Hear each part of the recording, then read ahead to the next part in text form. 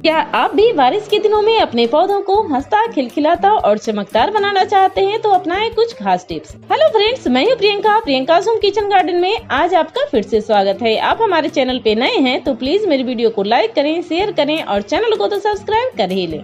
बारिश के दिनों में ना बहुत ज्यादा पौधों की ख्याल नहीं रखनी पड़ती है, लेकिन कुछ खास टिप्स अगर जो आप अपना लेंगे तो आपके पौधे भी हमेशा हरे भरे और तेजी से बढ़ेंगे और किसी पौधे में फंगस भी नहीं लगेगी। गर्मी के दिन में हम लोग पौधों को बचाने के लिए नए नए तरीके अपनाते रहते हैं और जिससे हमारे पौधे बचे रहते हैं। भीषण गर्मी में भी हम लोग अपने पौधों को बचाने की पूरी कोशिश करते रहते हैं, चाहे वो इंडोर प्लांट हो या फिर आउटडोर प्लांट हो, तभी हमारे पौधे थोड़े से टिके रहते। नहीं तो इतनी भीषण गर्मी पड़ती है जिससे हमारे पौधे बस मरने की सिचुएशन में ही आ जाते। तो आज मैं कुछ खास टिप्स लेकर आई हूँ जिससे बारिश के दिनों में अपने पौधे हंसते खिलखिलाते रहे।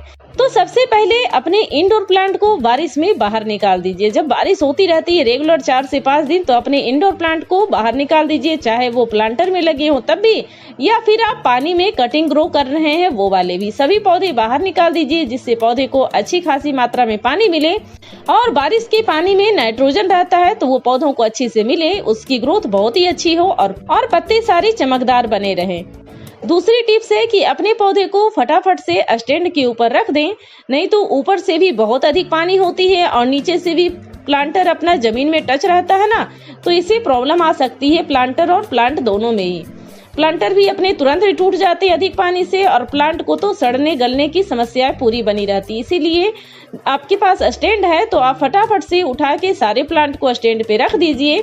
ये चीजें तो हम गर्मी में भी करते हैं, क्योंकि भीषण गर्मी जब पड़ती है तो अपने पौधे को प्लांटर पे रख देते हैं ताकि ऊपर से गर्मी हो ही रही है और नीचे से गर्मी जो पड़े वो प्लांट को सीधा ना लगे। इसीलिए मैं एडेनियम को और गुलाब को सबसे पहले उठाकर स्टैंड पे रख दी हूँ, ताकि एडेनियम भी सेंसिटिव होता है और गुलाब के पौधे भी बहुत सेंसिटिव होते हैं, उसकी भी खास केयर करने की जरूरत होती है। इसीलिए सबसे पहले मैंने यही काम किया कि अपने एडेनियम और गुलाब के पौधों को स्टैंड पे रख दिया, ताकि कितना भी पानी बरसे, कितना भी आंधी आए, वो प्लांटर में ज्यादा अधिक पानी जमा नहीं होगा और अपने पौधे में फंगस नहीं लगेगी। इस कारण से मैंने सबसे पहले इसको कर दिया। और अपने पौधे को ज्यादा पानी से बचाना चाहती हैं तो प्लांटर को अच्छी तरीके से मिट्टी से भर दीजिए, ताकि ज्यादा पानी आपके प्लांटर में जमा ही ना हो और आपके पौधों को ज्यादा पानी ना मिल सके।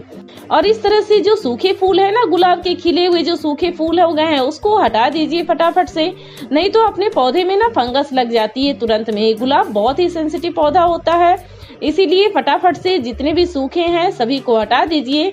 हाँ, इस टाइम पे गुलाब की कटिंग करने से बचे। अगर जो कटिंग कर दीजिएगा ना और डायरेक्ट बारिश की पानी मिल जाएगी तो आपके गुलाब के पौधे में तुरंत ही फंगस लग जाएगा और वो खराब हो जाएगा। इसीलिए गुलाब की कटिंग इस टाइम पे बिल्कुल भी ना करें। और आप देखिए होंगे कि जैसे ही बारिश का पानी मिलता है वैसे ही गुलाब हो या किसी प्रकार का पौधा, सभी में फटाफट से ग्रोथ शुरू हो जाती है, नए नए पत्ते निकलना शुरू हो जाते हैं।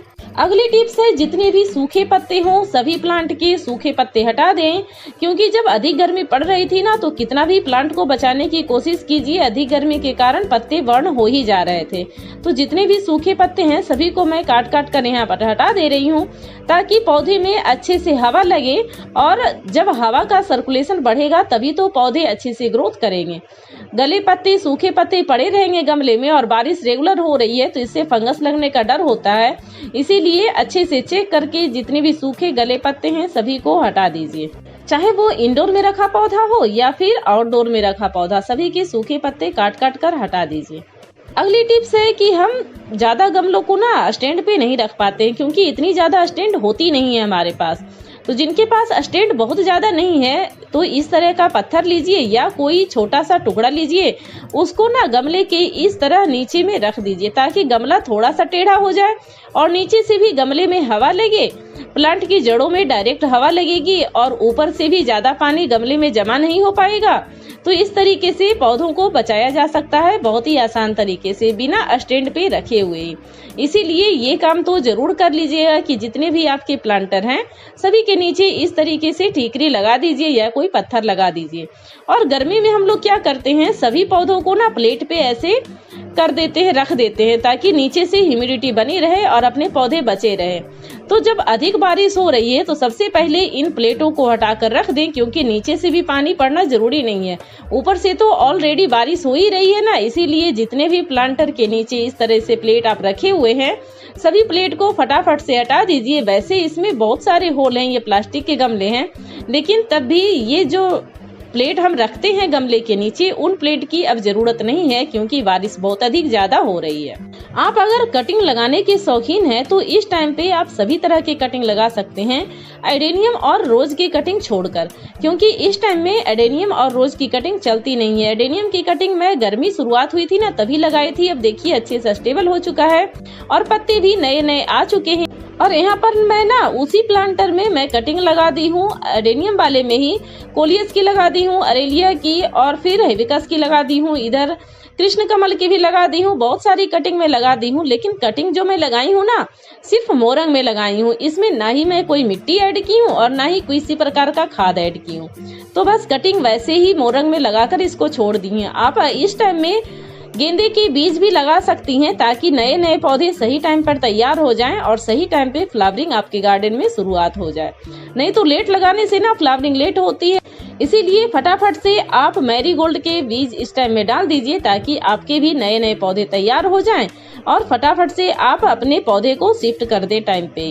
अब आते हैं जेड प्लांट की तरफ। तो जेड प्लांट की कटिंग इस टाइम में ना रेगुलर करते रहिए, क्योंकि रेगुलर बारिश हो रही है और जिस टाइम में बारिश होती है ना तो नाइट्रोजन बहुत होता है बारिश के पानी में, तो पौधे की ग्रोथ बहुत ही ज्यादा होती है और जेड प्लांट की तो कुछ ज्यादा ही।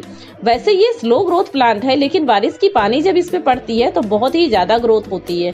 तो इस टाइम पे इसकी रेगुलर कटिंग कर और अपनी टोपियारी को अच्छा सा शेप देते रहे। जितनी ज्यादा कटिंग कीजिएगा उतनी ही अच्छी और जल्दी टोपियारी आपकी बनकर तैयार हो जाएगी।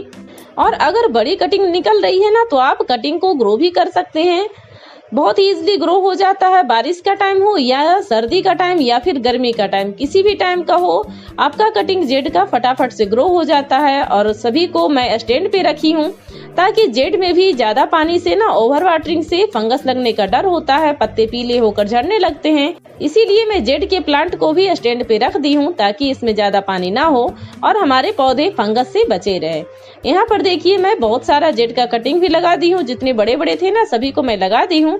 और बारिश खत्म होते होते ना इसकी कटिंग भी सारी लग जाएगी। उसके बाद मैं सभी को अलग अलग प्लांटर में शिफ्ट कर दूंगी।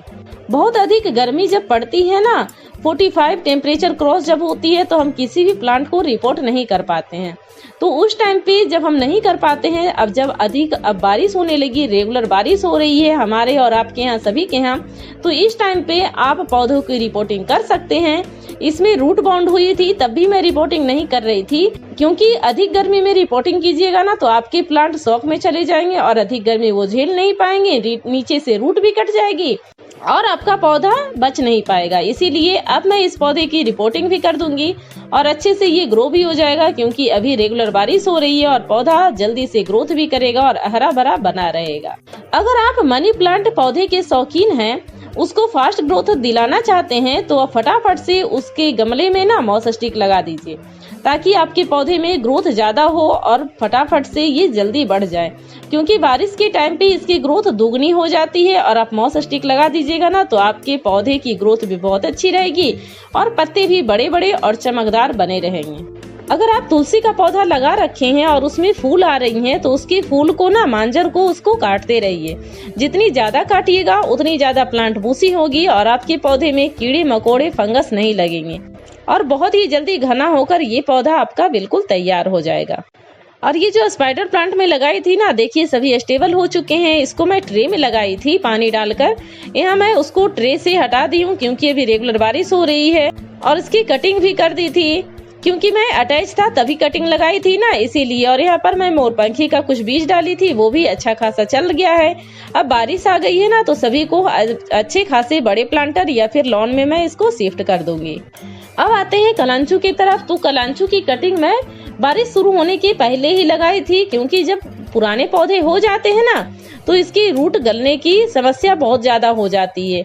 और ये बिल्कुल ओपन बारिश में ही है, और किसी प्रकार के कीड़े रहे तो उसको आप हटा दीजिए फटाफट से। और सभी कटिंग बहुत ही अच्छे से चल गई है। मात्र 2 गमले में था हमारे पास ये, और देखिए 2 गमले से मैं कितने गमले में कर दी हूँ। और यहाँ पर देखिए मुझे लग रहा है कि ये रूट भी गल गई है। नीचे देखिए बिल्कुल बुरी बुरी सी है ना, हरी बिल्कुल भी नहीं है। तो इसकी कटिंग मैं यहाँ से कर दूंगी और इसको रूट के उखाड़ दूंगी। इसको उखाड़ कर फेंक दीजिए। देखिए बिल्कुल गली हुई है, बहुत बुरी तरीके से गल जाती है। जब पुराने पौधे होते हैं तो उसकी रूट गल ही जाती है। तो यहाँ पर मैं इस तरीके से हटा दी हूँ। और ये जो पौधे हैं ना हमारे कलांचो की जो कटिंग की थी, इसको इसी प्लांट में लगा दूंगी, इसी प्लांटर में, ताकि हमारा प्लांट अच्छे से स्टेबल हो जाए।